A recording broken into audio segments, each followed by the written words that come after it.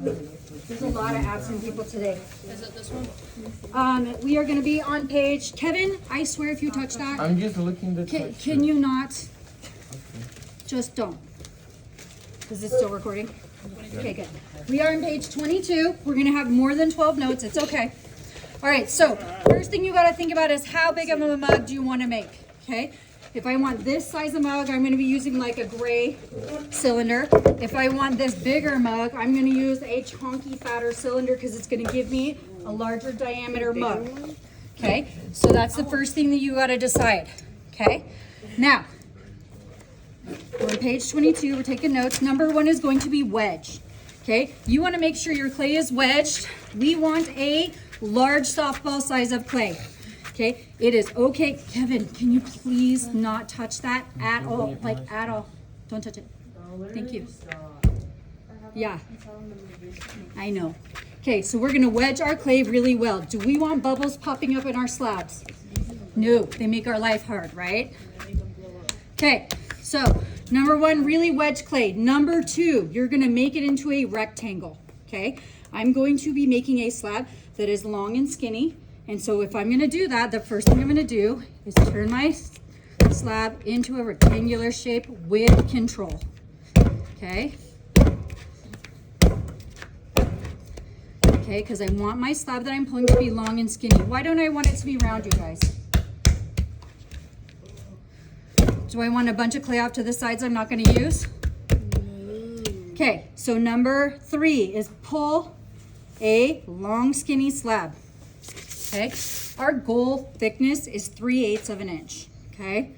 So you can write 3/8 of an inch. So I'm going to go for length first. And as a reminder, when you pull, your body is touching the desk so that your clay stays on the desk, okay? Once I get about that length right there, which is a little bit more than a foot, then I'm gonna go for a little bit of thickness. Okay, so then I'll pull it this other way to get it a little bit longer, and then I'll go back to this way. And we want our slab to be even as we can get it, okay? And I'm gonna be actually measuring, right? Now, something else you have to think about is this slab needs to be the right dimensions for the cylinder I'm using. So I'm gonna take my cylinder and I'm actually going to measure all the way around it with a ruler. So these fat cylinders are a little more than 12 inches.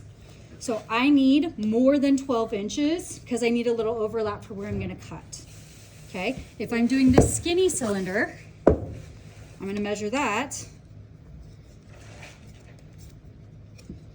Okay, this is 9 inches. And so I need about 11 inches to get around this with overlap. Okay, so number 4 is gonna say cut slab width. Okay, so this taller mug, if I measure this, it's just under 5 inches, which means the slab that this was made from was a little bit wider than 5 inches. Okay, this one's shorter. Okay, so this one is almost exactly 4 inches. So it was probably, 4 3/8 or 4.5 inches tall before it got fired. Okay, so I'm gonna look at this guy and I'm gonna think about how I wanna cut it out. Okay, so what did we put down? Cut slab width. So after slab width, you're gonna put between 4 and 5 inches. Okay, now I have some stuff in here that looks like there might be bubbles. Okay, so I'm gonna try and smooth those out first. Okay, so I'm gonna cut my slab width. So I'm gonna come over here and I'm gonna start a straight line. And if you wanna be efficient, you could get a yardstick, which I don't have nearby. So I'm gonna cut this, okay? And I'm making sure that I have 5-inch thickness below that. Now, my leftover slabs, should I take them and smash them or should I save them? Save them. I should save them because I might need to use this for something, so I'm not gonna wad it up yet. Now, when you measure and mark things, when you measure and mark things, is it a good idea to mark it in more than one place? Yes. Yes, it is, okay? So we're gonna come over here, I'm gonna measure and mark, and I'm gonna do 5 inches.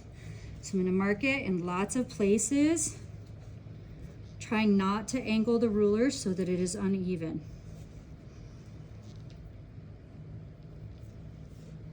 Did I do a good job wedging my slab? Not so much. They still have swirls, huh? Okay, so I'm cutting it. It is better to have it be too long and be able to trim that off than to have it be too short. Okay, so I'm gonna save my slabs. Those could become the bottom of my mug or whatever. Okay, now, number 6, smooth and stretch your slab with the wood rib. Okay, so I have my wood rib. I'm going to wipe it off, make sure it's clean. I'm gonna wipe down the sides of my slab so they're nice and even because I don't want a mug with lumpy edges. Okay, and I'm gonna smooth and stretch my slab with 2 goals, okay? Goal number 1 is even thickness. Goal number 2 is smooth surface. Okay, so I'm going to gently stretch it. Now, I need to be moving my project around my table into dry areas so that when I do smooth it, that it is able to move and stretch. Okay. Now, it is very tempting to want to trim this again, but you shouldn't trim it yet. And right there I have like a little dimple popping up. See that? That's an air bubble. Okay, so we're going to pop that with our needle tool so that we're not trapping any air. Okay, we're going to push that air bubble out towards the opening, and I'm going to turn it over and I'm going to do the same thing on the other side. Okay, wet, clean rib, and we're stretching. Stretch, stretch, stretch, and smoothing. Now, if it gets too thin, your slab will be floppy, and so you want to be careful about not getting it too thin. Okay, if you have a little fingerprint like that, you can pinch off some clay and moosh it back into it to fill it. You can try and squish clay towards it. I think this is the easiest way to do it, but we need that fully blended in, right? Super gently blended.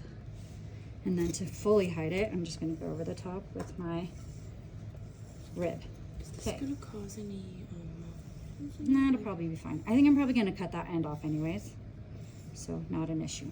Okay, so number 7 is going to be add texture. Okay, if I'm adding texture here, I'm doing it with a texture mat. I might be doing it with some stamps that are going to be shallow. The texture you should not add right here is subtractive lines that go this way, because if you roll this around a cylinder, those lines are going to crack open and break your slab. Okay, so if you're doing any vertical texturizing, you're going to do that after you make your mug cylinder. Okay, so some of the texture mats we have basket weave, we have this one that looks like little rocks. Okay, we have some very shallow bricks. If you want to do a different color of grout than bricks, you are committing to a lot of glazing time, right? So be careful with that. That would be rough to glaze. We have 2 different kinds of scales, little scales, we have big scales, we have wood, we have grandma lace, we have all kinds of stamps and things. We have letter stamps in different sizes. We have rollers. I could go put horizontal lines across it, whatever you want. Okay, so I'm going to show you with texture mats. I feel like doing this one today. Okay, so I'm going to put it on here. Is this big enough to cover my whole slab? No, so I have to plan for that, right? So I'm going to start over here. I'm going to put it on there, and I am not going to use a rolling pin. Okay, I'm going to use my hand. So I'm going to push and roll. I don't know, hard enough that it sinks into the edge of the mat, I would say, but I'm also going to peel this up and peek and see if I did it well enough. Now, is the slab getting thinner when I'm doing this? Am I going to have to re-trim my sides after doing texture? I am, okay? So we're going to pay attention to that. Okay, and anytime before I lift my texture mat, I'm going to close my eyes and pat, pat, pat, and be like, oop, right there's higher. Okay, so I'm using a rolling motion, and right there needs a little more. And you can see the slab squishing a little, right? So we're going to peek. Oh, that right there needs a little more. Okay. Do not pick it up and shift it a teeny bit and put it back down, because that will mess up your texture. So peeking. Yeah, this part right here is too shallow, and so is this part. Okay. Okay, now I'm gonna move it. Some of the mats are made to line up, other ones don't. So I'm just gonna kind of guess and not get it right, of course. And so where they line up, I'm not gonna push as hard right there so that I can kind of blend them together later. So I'm doing it all the way down the edges. Now, if you leave extra length, that'll make it easier for you to make sure that your slab fits around your cylinder. Okay, Hurry, we're doing a demo. Okay, a little more right here. Okay, so there's my texture. So number 8, trim it again. Okay, so you're gonna get on here, I'm gonna trim up one side, and then I'm gonna remeasure and remark my 5 inches. Okay, when you cut, make sure you're keeping it so that you have a 90-degree angle on that cut line. Also, I have texture on here now that I'm gonna make sure I'm being careful to not smash. Okay. So get that nice and straight. Okay.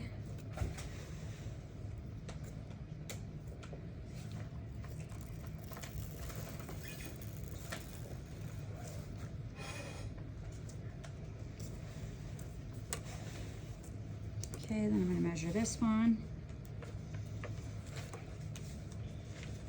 So hand building, you can make, once you get fast, about 1 mug an hour, or maybe like 1.5. When you're on the pottery wheel, like production potters can make about 30 mug bodies an hour.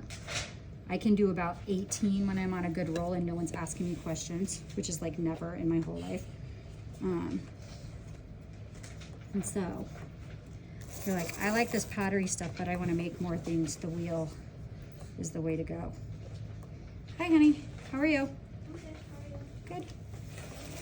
Okay, we got it. We're ready. Okay, so I have my prepared slab. I'm going to move it. I'm going to wipe my edges so they're all clean and tidy. Okay, nice and gentle because I don't want to mess up my texture. Okay, so I'm moving it off where it was so it doesn't stick to the table. Okay. Whatever your prettiest side is, that's always going to be the top. Okay, so number 9 is going to be wrap cylinder with paper. Okay, so I'm going to tuck my slabs in over here. And you want to make sure that your slab is being moved very gently. I'm not touching any parts of the middle part of the slab that I'm going to turn into my mug. I'm only touching the edges. So now I'm going to get the cylinder that I want, which is probably going to be this one. And I'm going to wrap it in. I need a long napkin, actually. Will you grab me a long piece of paper? Okay. So I'm going to wrap this in paper and I'm going to tape it to the cylinder. Thank you. All right, so these cylinders are not straight. Is that straight up and down? So whoever cut these was probably a student. We took these to the wood shop and said, hey, will you put these on the bandsaw and chop them into like 12-inch long cylinders for us, and they did, but they're not straight. So we're never going to line up our mug body to the bottom or top of these cylinders. We don't trust them. Okay, so we're going to be careful about how we do that. And so what we're going to do is, sitting at your table, you are going to wrap your paper towel or your piece of paper around this, and you're going to line it up to itself. Okay, so if we look, I'm lining this up to itself, so I know that that's a straight line. Okay, I'm going to tape that so it's really lined up, and then I can line up my clay to that. Okay, so I'm going to get it on there. I'm going to make it a teeny bit loose so I can slide the paper off later, and I'm going to tape it on here. Why would I not tape this to the cylinder if I wanted to slide it off? Because then I can't slide it off, right? So I'm only going to tape it to itself. Cammy, will you hand me a stool? Thank you, honey. You just lift it up and over with your strong muscles. There we go. Okay, so here's what we're gonna do. Okay, number, what are we on? 9? 10. Wrap your slab around the cylinder. Okay, there's a really specific way we're gonna do this to make sure that we don't drop it. Okay. Now, the more overlap you have on your slab, the more your mug is gonna be a little bit wider than the cylinder you're using. So I will normally trim off an edge like that. Now, does everyone have that written? I want you to see so wrap the slab around the cylinder. So I'm gonna check my edges. I'm always making sure I have good edges. Okay. All right, are we all done writing? Here's how you're gonna hold the cylinder. Okay, between your body and the table, your legs underneath are gonna stay closed so that if you drop your slab, it lands on your legs and not on the ground so that you don't have to start over. Okay, so I'm gonna put it right there. I'm going to carefully line my slab up. Okay, keep a hand here, bring it around and overlap it. Okay, right? Keeping the baby safe, being careful. Okay, now I'm gonna cut it. So whatever the next number is, 11, cut at a 45-degree angle.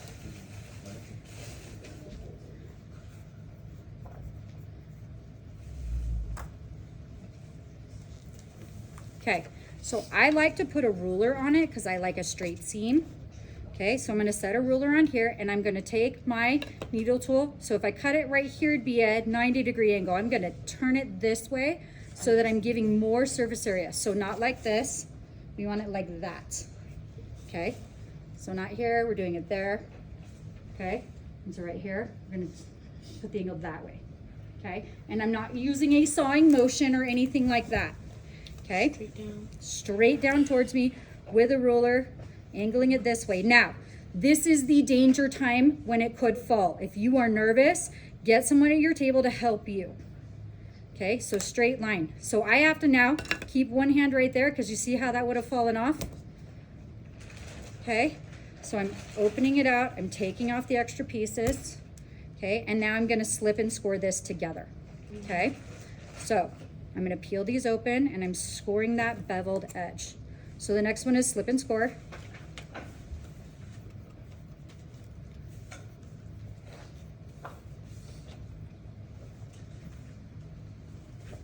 Will you grab me a tiny bit of slip out of your bucket? My bucket's holding the camera for all the absent people. Having a lot of absences this week. Thank you, dear. Okay, so I'm gonna slip and score this. Okay, pat, pat, pat. So we're patting it down into all the score marks we made. We want deep scoring, right, Eliza? Yes. Yes, for sure, deep scoring. Okay, now, when you put these together, when you put these back together, you want to have the tiniest bit of extra overlap on the top, because what we don't want is we don't want an indented little groove where the seam is. So I'm gonna just overlap it a little bit extra. Now, do I want to take my big thumbs and crush all that cool texture I made?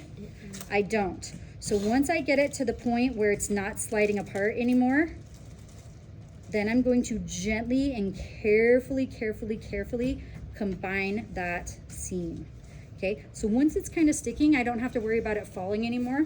So that's about the amount of overlap. It's like just a little more than 1/8 of an inch of overlap, you can see, so that it stays together. Okay, now I'm gonna do all my pushing and blending on the outside now, and because I'm paranoid, I'm still gonna keep my legs together down here so that it doesn't fall. So carefully blend, which we don't need to put on our notes because we know slip and score and blend, right? Okay, and I'm gonna come back with my wood knife and get these all detailed out to look like rocks again. Also, where that seam is usually where I put my handle to hide it. Okay, I'm also pushing down the tops and bottoms to make sure they stayed the same height. Okay, number 13 is going to be take it off the cylinder. Okay, so we're gonna take it off the cylinder, and the next thing we're gonna do is make the bottom. Okay, so I'm gonna get these guys out of the way. Whoop, she's ready to go. Okay, ready for that? Okay, all we're gonna do is slide it onto our hand. Do not let this touch the table with your cylinder on it, or your mug will look like the Leaning Tower of Pisa. Okay, so we're gonna put it down. Take the paper out. Now, clay has a memory and likes to go back to a weird shape, okay? And so you wanna try and keep your mug body in a perfect circular shape the whole time you're working on it. See how this one isn't perfectly round? It was when it went into the kiln, okay? But because of like distorting the shape a little bit while constructing it, it came out with that flatter edge. Okay, so make sure you're really paying attention to keeping it circular. Okay, all right, number 14 is gonna be make the bottom. Remember these slabs we saved? It's so that we don't have to pull another slab to make the base. Okay, so I'm going to make sure this is big enough by pulling it a teeny bit more. I think it's still not big enough, and it has a bubble. So I'm gonna move this a little, blend the inside a little so it grabs. I'm gonna pull this a little. Oscar, do you need help with your notes? No, you sure? Presley's just so helpful. Okay, so I need it to be a little bigger, so I just pulled it a little bigger. So I'm gonna trace this out. So I'm gonna put this on here all the time, being careful to maintain as good of a circle as I can without letting it shift. Okay, so I'm gonna take a pencil and I'm gonna trace the inside. My texture goes all the way to the bottom, which means my bottom has to fit inside of the mug.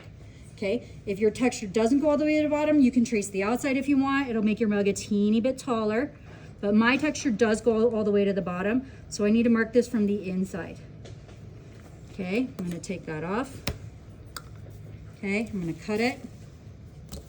When I cut it, don't tilt your needle tool so that your bottom slopes in or out. Okay, we want it 90 degrees. So I'm gonna go around here, nice circular shape. I usually cut it just outside the line that I made a little bit, just accounting for pencil thickness. Okay, now I can start squishing up my slabs because I don't need them anymore. Okay, and I'm going to slip and score this into place. Okay, so what do we write down for the bottom? Slip and score. Do we write trace the bottom? Oh. Okay, make a bottom by tracing it and then slip and score. So we're just adding that to the last one.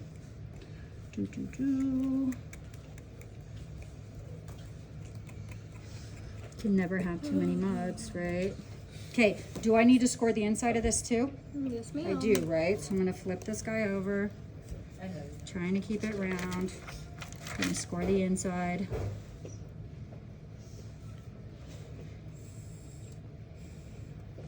I have to step bucket again. What's wrong with Thank you. Okay.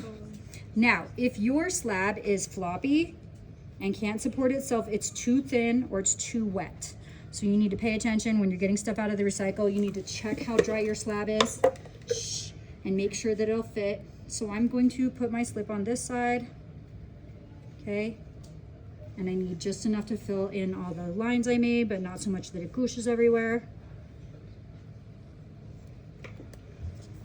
Okay, and I like to kind of swirl that down on it and just gently give it a little bit of pressure, but not too much because I don't want to smash my texture.